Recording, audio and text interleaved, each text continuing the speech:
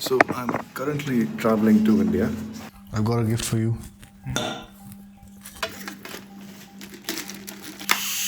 Can of Coke. Show it to the camera. This one. So I have these 2 cans of Coke for you. One of them is made over here in India. I don't know if it's in focus. I don't. And the other one is made about 7,000 kilometers away in Finland. So if I give you this can and this can and ask you, without looking at the labels, which one of these cans is from 6,500 kilometers away, Okay. and which one of these cans is from 200 meters away? Can I take a closer look? Yes, of course. You can even taste it if you like. I don't think that's gonna make any difference, but I'm guessing it's very similar. almost similar. There's absolutely no difference in the way it tastes. As for the way it looks, really similar. Right. So the way it tastes is similar because of sugar. Something that we have covered in another video, by the way, which you can. Should we link it down below? Of course. I think we should. Yes. So we'll link it down below. Go watch that. But the way that it looks is much more interesting, to be honest. See, a recipe can be replicated, but packaging is a different case. Because packaging involves print, and print involves replicating color. Now, if you know anything about print, or more specifically printing color, you know the greatest challenge of humankind is to have it consistent. I mean, it's almost impossible for me to print something that I have on my screen from a printer that's 5 meters away, let alone printing the same shade of red on 2 cans of Coke from 6,700 kilometers away. How are they doing this? Printing is a very difficult problem, not just logistically, but because of how printing works in principle in itself. The science behind it limits the way that we print things. Okay. In what sense? So color is a two-body problem in general. First is the perception. Okay. If I ask you to think about a shade of green which you can see reflected from the sea when it's almost blue hour, it's going to be very difficult for you to think of the same shade of green that I am thinking. Yeah. And even if we do, it's almost impossible to verify. So that's a perception problem in the first place.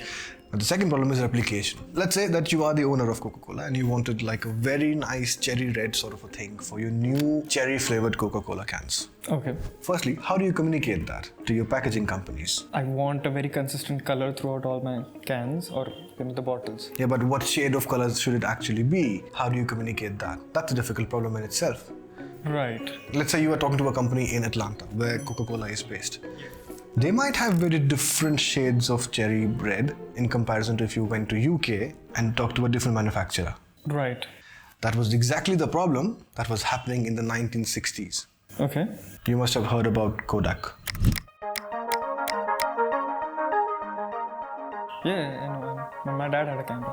So Kodak films used to have camera boxes. So this camera box used to come with a camera inside and a roll of film. Now, with film, there's one very tricky thing. If the film is old, the quality of the photograph that comes out of it gets compromised. Correct. Yeah. So in the early 1960s, companies used to have different manufacturers for their products. So for example, if you're somewhere in South America, you'll have a different company producing your packaging when compared to if you're in North America in general. Okay? So what used to happen that even within America itself, there used to be different manufacturers for the same packaging. But due to different printing stations deploying different formulas for printing this Kodak yellow, Kodak lost on a lot of sales. Kodak has a very nice bright yellow that's associated with it. But in those times, because of these differences in packaging, there was a shade of yellow which was used for certain areas in America, which was a tad bit less bright than the usual Kodak yellow. So it would look a little bit dull? And it would look a little bit older. So what would happen is that people would think that this packaging, which was not as bright as yellow as usually it is for Kodak, they would think that this is an older roll of film inside. Ah, okay. Because the box was older, and because of elements of nature, it had faded away into this much dull yellow version of it. Correct. And it hampered the sale of this new Kodak camera box, even though there were 2 packages which had identical cameras and identical roll of films. So consistency in packaging was not just a visual problem. It was not just for the designers and everything. It was much important for sales. It was very much more important for sales. So this packaging is very, very critical because this can not just affect the aesthetics of this, but also affects the sale of this. Yeah. The shade of red is so recognizable across the globe that even a little bit of variation in the printing of this shade can result to heavy losses, like Kodak did in the 1960s. But so then the natural question is, how do these guys do it? How do they make sure that the color stays the same? And that is where Pantone came in. It made sure that every single Kodak camera box had that Kodak yellow on it. And they have a system in place. It's called the Pantone Matching System, or PMS. Is that what they named it? Yes. Yes, they did. So to understand the Pantone matching system, we need to first understand how we see colors through our eyes. The human eye perceives color through photoreceptor cells in the retina called rods and cones. Rods are sensitive to light intensity and function in dim lighting, while cones detect color and work best in bright light. And since we are interested in color, we'll talk more about cones. There are majorly three types of cones, each sensitive to specific wavelengths of light, such as short or blue light, medium or green light, and long or red light. These cones respond to different parts of the visible spectrum, which ranges from approximately 380 nanometers to 750 nanometers. When light within this spectrum enters the eye, it stimulates the cones in varying degrees. The brain then processes these signals to create the perception of a full spectrum of colors by combining the responses to red, green, and blue wavelengths. So for example, if yellow light enters our eyes, green and the red cones are stimulated, which helps us perceive this color of this specific wavelength as yellow. These are all the colors that we can see. Right. Every color in the universe that's observable by us is within this band of colors.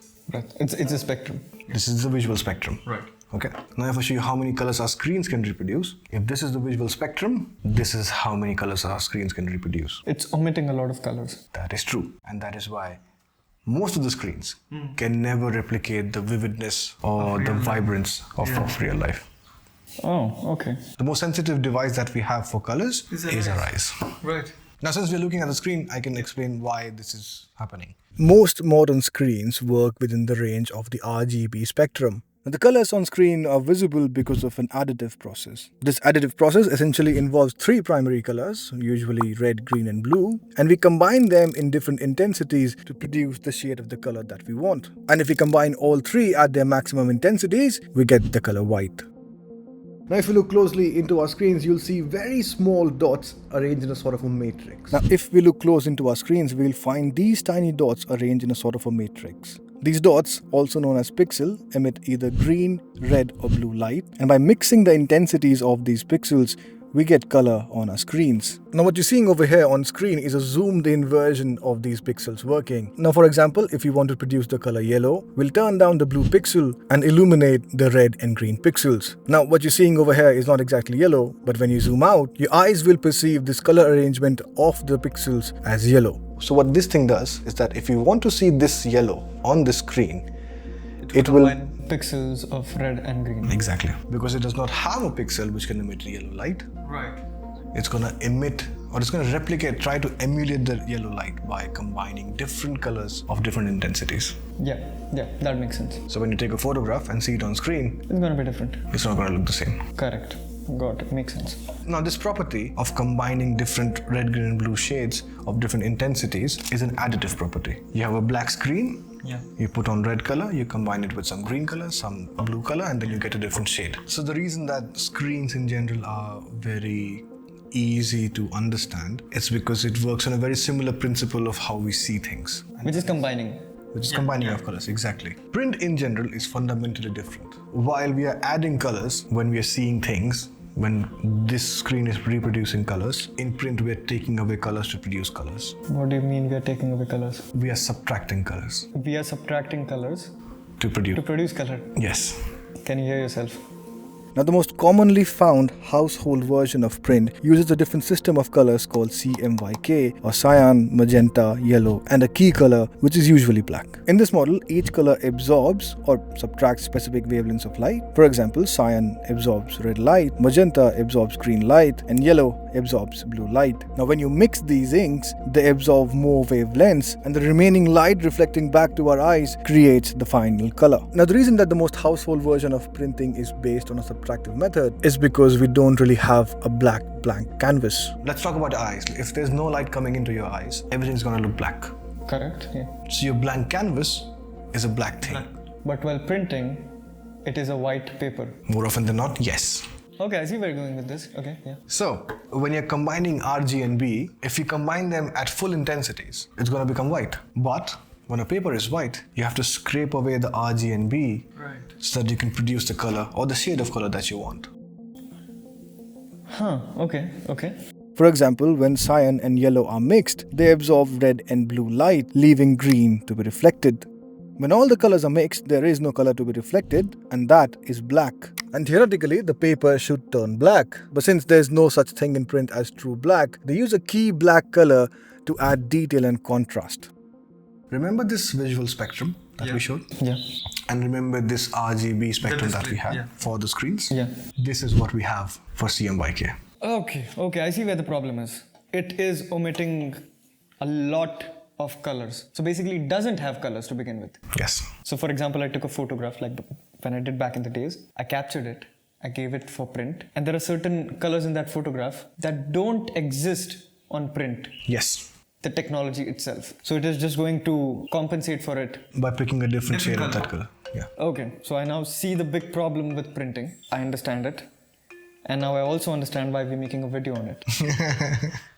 The question is, tell me what is it that Pantone, what is it that these guys are doing? I'm assuming that there is a streamlined process for it. Okay, so let's start by talking about how color formulation works for producing spot color. Pantone spot colors are created by mixing a specific set of base inks. These base inks are typically made of pigments or dyes that reflect specific wavelengths of light, creating particular colors. Pantone has a proprietary system for formulating these spot colors, which includes a library of base pigments. For example, a bright red spot color might be formulated by mixing red, yellow, and a small amount of other pigments. Next, let's talk about the Pantone matching system. The Pantone matching system standardizes these color mixes into a catalog. This is the system which helps us standardize these catalog of spot colors. Each spot color is assigned a unique number, for example Pantone 186C, and this number specifies the exact formulation of the color. This helps ensure the color can be recreated with consistency across different printers, locations,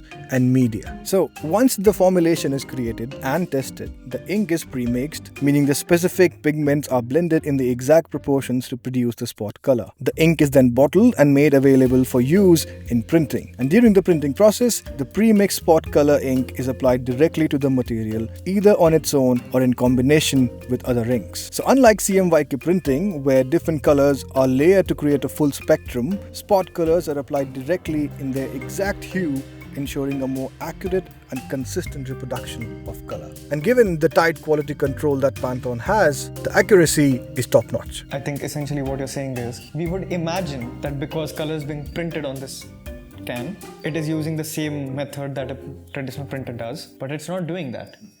It is more or less going in the direction of painting it as opposed to printing it. That is correct. And the paint is prepared beforehand by Pantone by using a chemical process. Yes. It is a scientifically formulated formula which is easily reproducible across the globe. Pantone's insane quality control ensures that the color looks exactly the same when printed on different materials, whether it's a billboard or an aluminum can or even wood. With the use of a wide range of Pantone's color guides, which are available as swatches in different materials for referencing different colors, it ensures that this color is exactly reproducible by everybody else. And that is a specialty of Pantone. So essentially the gist of it is that Pantone is using a technology or a method that is a mix of how we see things and how we print things. Yes. That's kind of the best of the both worlds. That is correct. Why is it that others aren't doing this? And why is it that Pantone is doing this?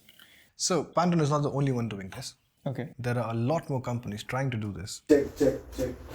Check. So I would like to take a little bit of a time. So we have been traveling quite a bit in our last few videos, and we continue to explore more international stories, and we are able to do this because of our sponsors like NordVPN. Now my editors are based in India, and since I'm traveling quite a bit, I have to connect with them on public Wi-Fi's, which is probably not the smartest of ideas because really are they very secure. So I've personally been very appreciative with the use of NordVPN for me, as it not only helps me connect with my editors, but also during my research helps discover articles which might be region locked, and if I'm ever free, watch a few movies from back home which aren't really available everywhere else. So if you happen to be in a position where you have to travel quite a bit and you have to rely on public Wi-Fi's, I would highly suggest that you use NordVPN to securely surf through all your devices. And if you go to this link down below, which is NordVPN/Altinfinity, they've arranged a great deal for all of you watching with up to 75% off on their package along with a bonus 4 months free. So use this link or use the link in the description box down below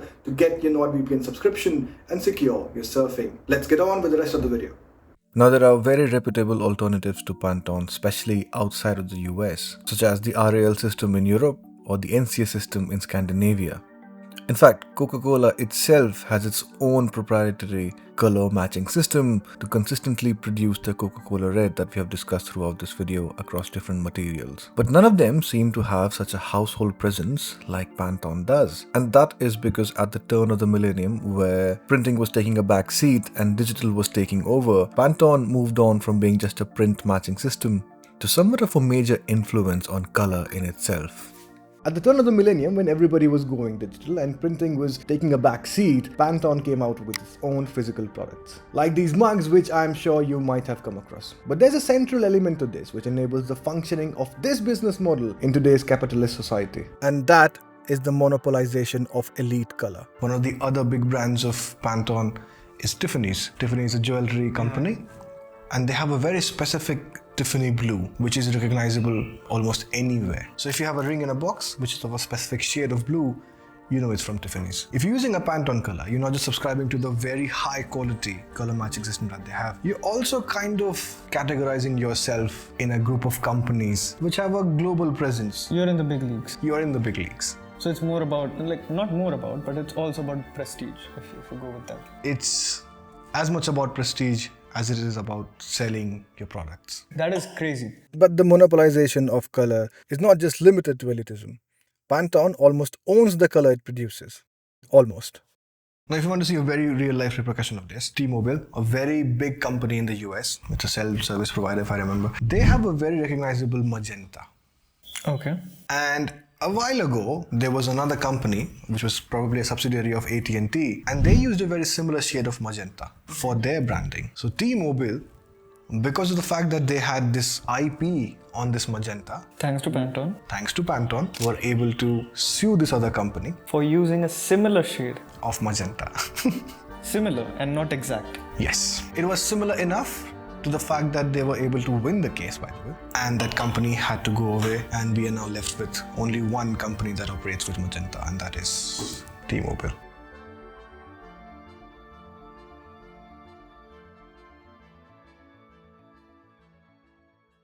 So also talking about magenta, I have to tell you one more thing. It doesn't exist.